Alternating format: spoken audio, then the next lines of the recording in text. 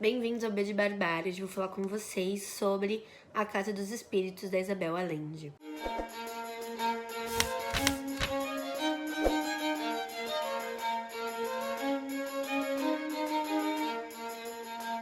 Bom, pessoal, esse livro aqui eu li pro Clube do Starnone, que é o clube que eu tenho lá no WhatsApp com o Matheus, do @literato.brasileiro no Instagram, e o Hilário, que tem um canal aqui no YouTube, o Leitura de Cabeceira.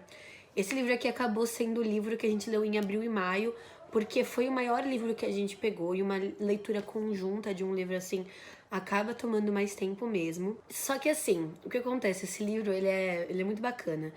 Ele é um livro que ele tem muito da narrativa do Gabriel Garcia Marques em 100 Anos de Solidão. Ele conta uma história geracional de uma família, no caso aqui da Isabel Allende, a família Trueba, e ela conta várias pequenas histórias dessa família, várias histórias efêmeras. E conforme vão se passando as gerações, as histórias vão ficando mais profundas e mais centradas realmente em uma personagem. Então nós temos aqui 3 gerações de mulheres da família Trueba. É muito bacana porque a própria Isabel Allende já dedica o livro dela mostrando o que ela vai fazer aqui. Então ela dedica a minha mãe, minha avó e as outras mulheres extraordinárias dessa história. E aí a gente tem como protagonistas aqui, em ordem, a Clara, a Blanca e a Alba, né? São vó, mãe e filha. A gente acompanha as 3 e os seus desenrolares, né? As suas histórias, que estão ligadas de uma forma microcósmica com problemas pessoais, relacionamentos, e macrocósmicas com a política local. Isso porque a Isabel Allende não tem esse nome por acaso, né? Ela é sobrinha do Salvador Allende, foi o presidente de esquerda eleito no Chile e deposto com um golpe por Pinochet.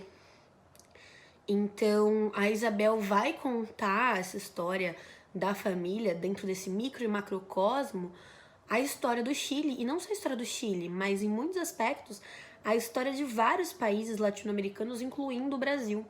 Quando a gente lê esse livro, é impressionante a quantidade de coisas que você vê acontecendo hoje, sabe? Não só porque a conjuntura política atual é uma conjuntura autoritária, mas porque os modos como a população reage à política são muito parecidos também, né? Então, por exemplo, tem bateção de panela aqui nesse livro, sabe? Tem um momento que um dos caras fala que ele é de direita e ele fala que ele é de extrema direita, mas que todo mundo que é de direita, mas menos que ele considera comunista, sabe? Então todo mundo ele aponta como comunista. E essa história ela é exatamente narrada por 2 pessoas. A primeira eu não vou contar quem é, porque a gente só descobre no epílogo, então eu vou deixar essa surpresa pra vocês. Acho que foi uma curiosidade minha o livro todo, porque essa personagem fala assim: e aí quando eu tava lendo os diários da Clara, que Clara é a matrona da família, né? Ela perpassa quase toda a narrativa. E ela mantinha anotações num diário. E essa narradora fala, então, quando eu li as anotações de Clara, porque quando me contaram, porque... Então você fala, tá bom, esse personagem não tá nessa parte aqui ainda. Então tá, então a gente não conheceu talvez esse narrador. E você só descobre com certeza nesse último capítulo, eu não lembro agora se é no último capítulo ou se é no epílogo, mas é bem no finalzinho de qualquer forma. E outra parte da história é narrada pelo Esteban Trueba. Quem é o Esteban Trueba? É o marido da Clara. Ele é um político conservador, ele é de direita, ele foi o personagem que eu mencionei agora há pouco, e ele é o contraponto de todas as mulheres da narrativa. Nenhuma das mulheres concorda com ele politicamente, e acho que é por isso, inclusive, que a Isabel deu a voz a ele. A Isabel tenta mostrar esse homem branco conservador que acredita na meritocracia, que é contra o movimento sindical, que é contra os direitos dos trabalhadores e que acha que de alguma forma está fazendo bem por estar salvando a vida de todos esses pobres coitados que não seriam nada sem mim.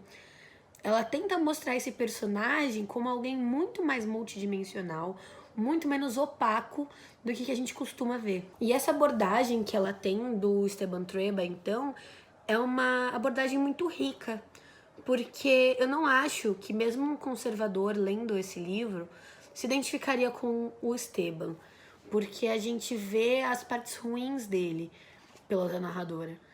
E quando o Esteban fala, às vezes a gente sente uma raiva absurda dele, muito absurda, porque a gente não concorda, mas ainda assim é uma fala humanizadora que a Isabel dá pra ele. Então ela nos mostra que Se a gente vai lutar por uma sociedade que é socialmente igual, a gente tem que acreditar na mudança dos personagens. E a gente tem que enxergar, às vezes, quem está contra a gente como humano. Não que nós tenhamos que passar pano, não que nós tenhamos que concordar com ele ou diminuir o tom da crítica, mas que entender que é um ser humano e que algumas coisas o levaram àquele espaço, né? A gente que quer essa política humana, então a gente tem que entender os outros como seres humanos também. Acho que a Isabel faz isso muito bem aqui. E existem também dois personagens que são chamados de um modo mais genérico, o presidente e o poeta. O presidente, claramente, a Isabel tá falando do próprio tio de Salvador Allende. Eu acho que é uma escolha muito acertada da Isabel usar o presidente de uma forma mais ampla, porque eu acho que é muito possível ver em conjunturas como a nossa, não só porque hoje nós temos um presidente autoritário, mas é possível ver algumas ações tanto do governo quanto da oposição que se parecem muito com essa época. É muito fácil transportar pro livro coisas atuais, né? A gente tem paneleiros no livro, a gente tem as disputas da oposição, a gente tem as mentiras criadas acerca da oposição, então é bem bacana mesmo. A gente também tem o poeta, que eu passei o livro todo me perguntando quem era, mas eu tive certeza em uma cena específica lá pro final do livro. Eu vou falar pra vocês porque não é um spoiler, ele é um personagem menor dentro da narrativa, e a gente acompanha então o enterro do poeta. E para vocês que nunca viram, existem imagens aqui no YouTube do enterro do Pablo Neruda, em que se canta a Internacional e em que se proferem versos do Pablo. E eu achei muito bonito como a Isabel transpôs aqui para essa leitura. Eu até marquei um trecho do enterro do Pablo Neruda aqui, porque me tocou muito. Me lembrou a manifestação que teve quando houve a morte da Marielle. Eu fui aqui em São Paulo e quando eu comecei a ler, eu falei, meu Deus, sabe? O ambiente é esse mesmo, de dor e esperança. Então tem um parágrafo aqui na minha edição, que está na página 416, e diz o seguinte: as pessoas caminhavam em silêncio. Subitamente alguém gritou rouco o nome do poeta, e uma só voz, saída de todas as gargantas, respondeu presente, agora e sempre. Foi como se tivessem aberto uma válvula, e toda a dor, o medo e a raiva daqueles dias saíssem dos peitos e rodassem pela rua, e subissem num terrível clamor até as nuvens negras do céu. Outro grito, companheiro presidente, e responderam todos num só lamento, pranto de homem, presente. Pouco a pouco, o funeral do poeta transformou-se no ato simbólico de enterrar a liberdade. Então é um trecho que me marcou muito, assim, agora mesmo me sobe lágrimas aos olhos de reler esse trecho. E o livro da Isabel Allende, sem dúvida, tá entre os meus favoritos do ano. Eu só não digo o favorito porque eu acho que alguns livros que eu gostei muito, como Tu Não Te Moves de Ti, são completamente diferentes e que não há como comparar. Mas com certeza é uma daquelas narrativas que eu vou carregar pro resto da vida comigo. É uma leitura que foi muito importante que eu lesse com outras pessoas, que eu conversasse. Acho que a conjuntura atual torna mais urgente ainda a leitura de livros como esse da Isabel. É um livro que eu com certeza vou começar a dar de presente para um monte de gente, então se preparem, amigos. Vai aparecer aí um monte de aniversário com certeza. Existem dois pontos negativos nessa obra que eu queria comentar. Elas não são grandes, mas estão presentes. Então é o seguinte: não existem personagens negros relevantes nessa obra. As protagonistas todas têm nomes que refletem um pouco a questão da branquitude. Não sei se isso foi de propósito, né? Clara, Alba e Blanca. Mas entrou aí pro meu jogo crítico com relação à representatividade de raça. E aí existe um momento em que a Isabel tem uma viagem da Blanca, que ela vai para um lugar meio paradisíaco, e existem negros ali. Os negros são os serviçais, os negros estão envolvidos com práticas sexuais pouco comuns. Então eu achei uma representação um pouco estereotipante. Tem um outro trecho que a Isabel diz pretos rancorosos. Eu achei isso desnecessário, né? Ela poderia dizer pessoas rancorosas, tipo, não tem nenhuma relação com serem negros, então por que citarem esse fato? E no finalzinho, no epílogo, nesse livro aqui tem algumas cenas de estupro. Elas não são mostradas com muitos detalhes, elas não são muito gráficas, o que é mais mostrado é a abordagem, mas é bom avisar, né, caso alguém tenha algum gatilho com isso.